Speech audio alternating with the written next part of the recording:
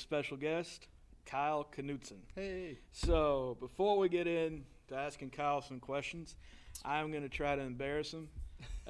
He didn't know I was going to do this, and I'm not editing this out of the video. But I am going to just tell some experiences I've had with Kyle and just who he is as a person from my viewpoint, which is a horrible person. Just kidding. Thanks, buddy. No, so whenever I first moved to Corpus Christi about 2 years ago now, it's been that long. It went by quick, though. It has. I moved down, and I met a couple people. I met Liz Alejandro. I met not Captain Patrick. He was gone. But I met Lieutenant Laura, and I met Kyle. And Kyle, truly, whenever I first came down here, was the first friend I made. Aw. Thanks, buddy. You're welcome, man. And Consider you a friend, too. Good. But Kyle and his wife, Stacy, both were super nice and excellent people. And then working with Kyle, I've been able to see his heart and how he treats those that not only work with him, but also are in the shelter, that are his clients, and how much his heart is there for people. And it's an inspiration to see. And I'm sure that probably makes him uncomfortable to hear. Yeah. But, I appreciate it, buddy. Yeah, but it's true. All right, so Kyle, we're going to get started. So why don't you start us off by telling us what is your position title? Okay, so my position title is Social Service Director. Social Services Director. / manager. It's kind of both. And basically my job is to oversee all social service activities. Activities would include shelter and sheltering intact families, veterans, single men, women, and we also have a parolee program as well. We also do what we call street outreach, where we go out to the community and not only feed them and give them hygiene, but we also educate them on the programs that are out there that can best help them get out of the situation. And then we also have rental assistance programs to where they're very, very specific to certain populations. We have the TVC Grant, which is the Texas Veterans Commission grant, and that is to help any veteran, no matter what the discharge status is, to get into an apartment, or it is to help them stay into an apartment. We also have our COC programs, which stands for Continuum of Care, Rapid Rehousing, and Homeless Prevention. The rapid rehousing means that if they're literally homeless, we rapidly rehouse them into their own home, and we help them stay self-sufficient. So our whole goal is to get them in their own place and help them stay self-sufficient to where they don't have to enter into homelessness again. That's a little bit of what we do. We do so much more than that. But that's true.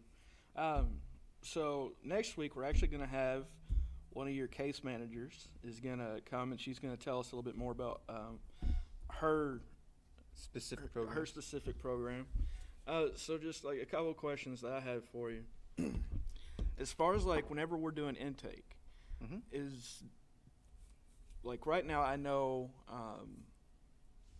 there's a big battle going on between how people who are transitioning from one sex to another, or people who are who identify, if they were born male, they identify female, or vice versa. How do we handle that situation? We take families as is. If they come in and they say, we take them as for their word for what they say.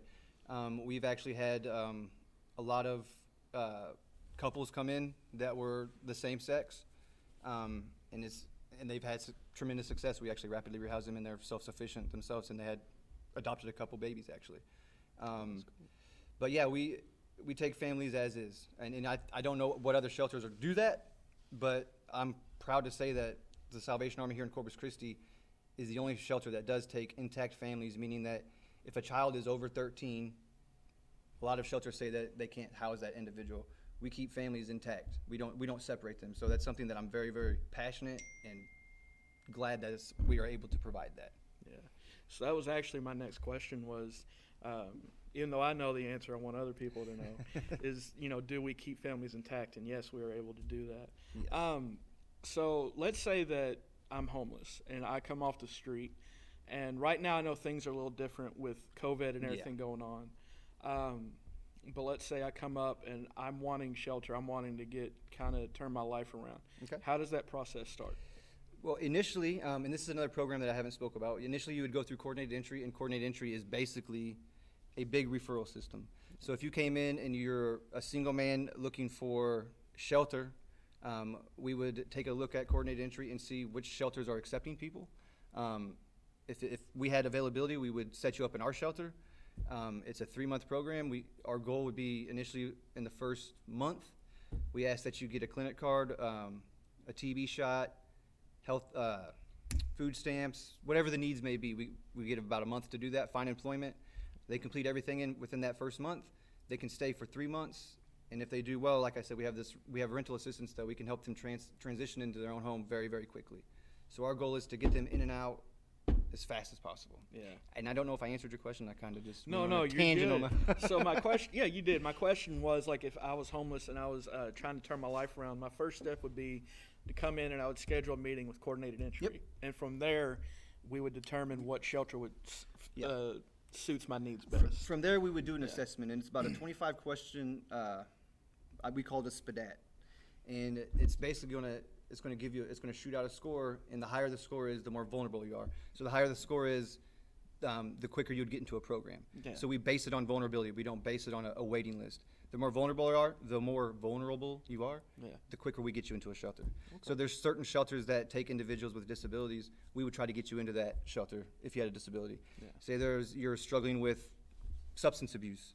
We would try to get you into maybe Cinecor or Charlie's Place is the same thing, or connect them with STARS, and then make sure that they stay on track with that too.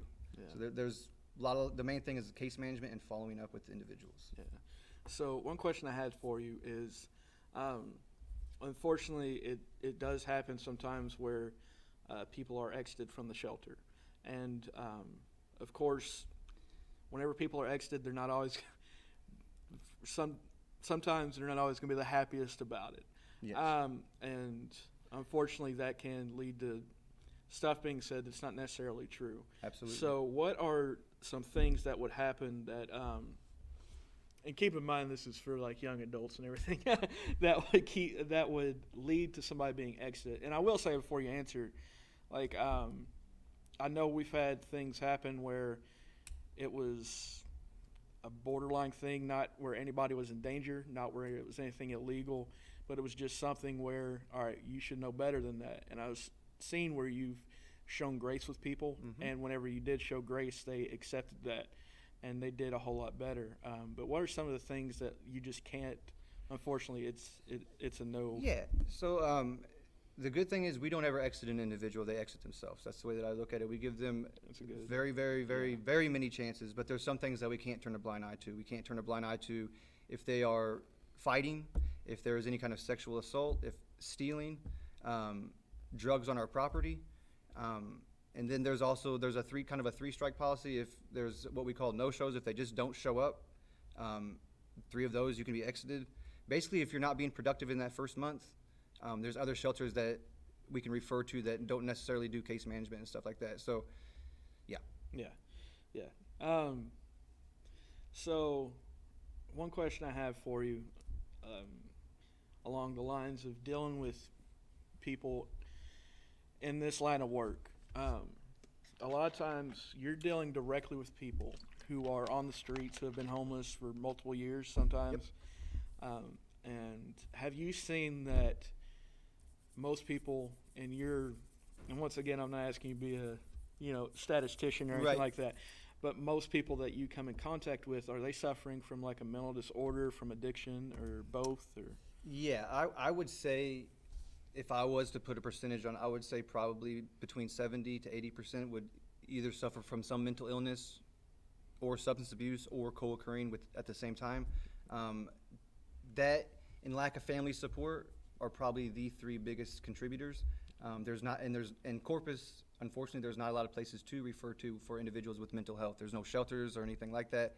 There is BHNC, which stands for Behavioral Health Nueces County, and they have a lot of free mental health and they do have a shelter, but it's very minimal of how many people they can take in.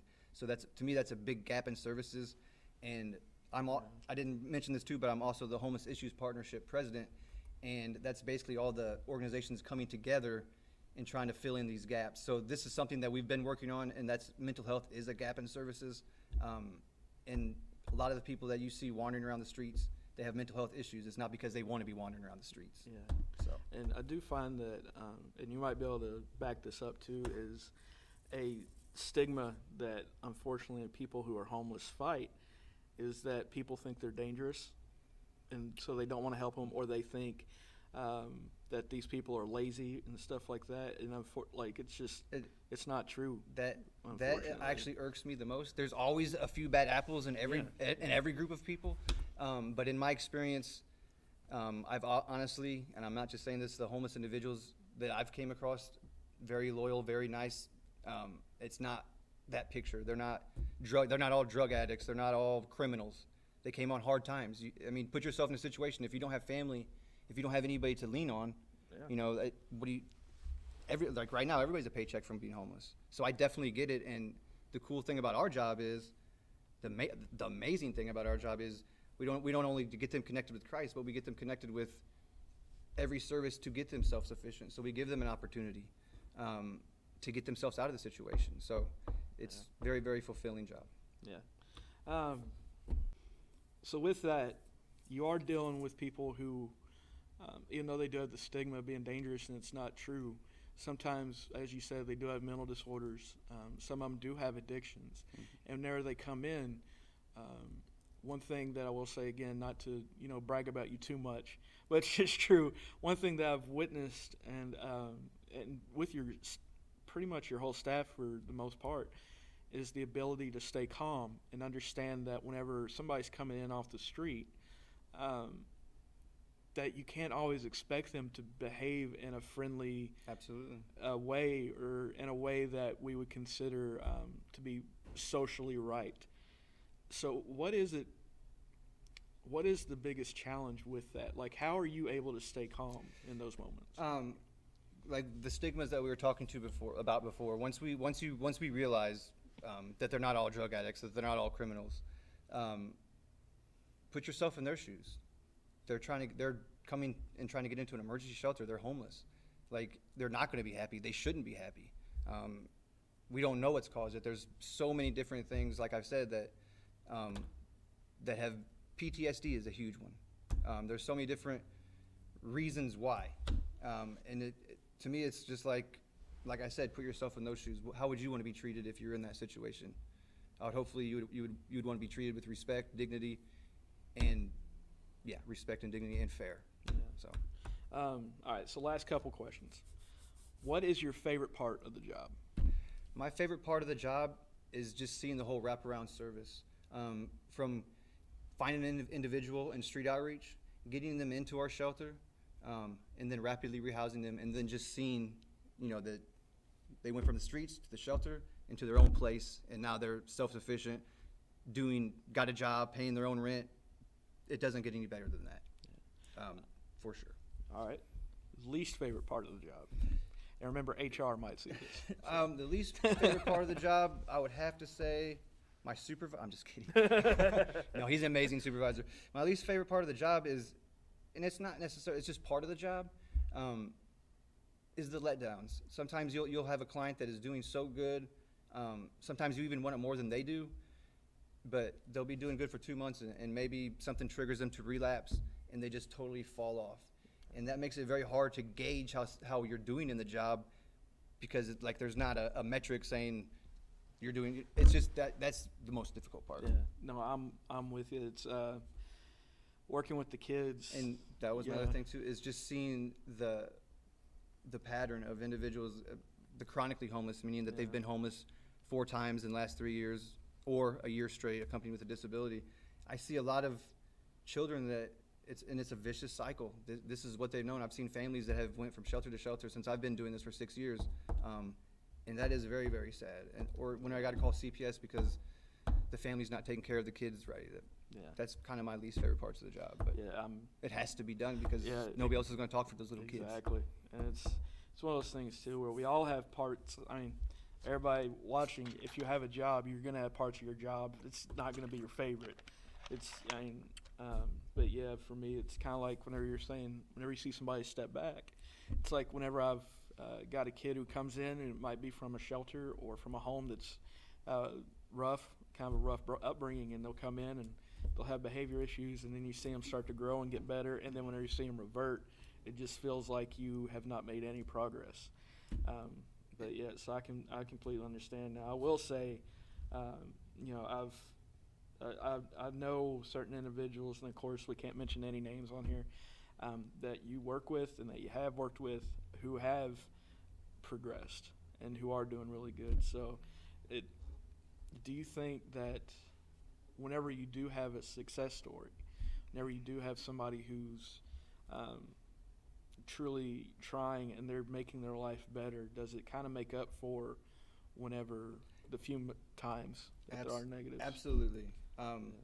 And the one thing too that I'd not necessarily clarify, but like if an individual does fall back or does take regresses instead of progresses, the cool thing about our job is we don't give up on them, right? So we continually try to help them. There's certain things that we can't turn a blind eye to, of course, illegal activity and stuff like that. But if they do mess up, we understand that's part of the process.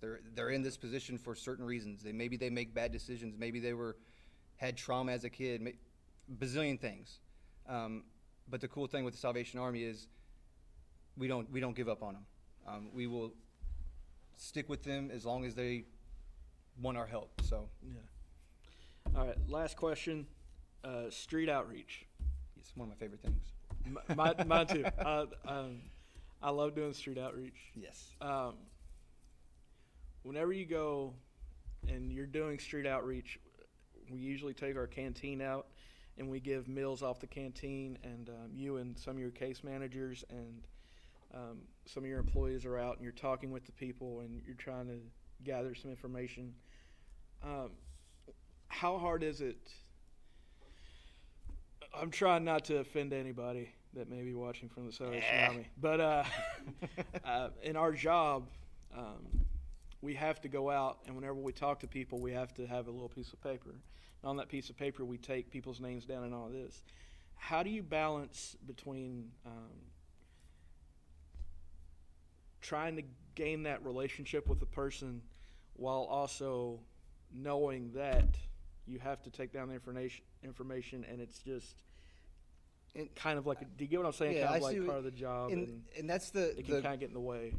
The amazing thing about our street outreach, we don't just feed, we don't just give out hygiene packs, we educate. So part of that education is the explanation of why are we asking these questions, and we always tell them that you don't have to fill out the form, you don't have to give us. Basically, we just need to get that number and the demographics, and that is so the city can better help and know what resources are out there. So that's and then also with street outreach is basically we just try to gain that trust. Let them know that we're not going anywhere, that our doors are always open, and if they just need to come in and shower or something, just to get that trust, that's what street outreach is all about, is bringing the resources to the individuals that may not know where they're at, or may think that everybody's given up on them, or may have a bad outlook on shelters.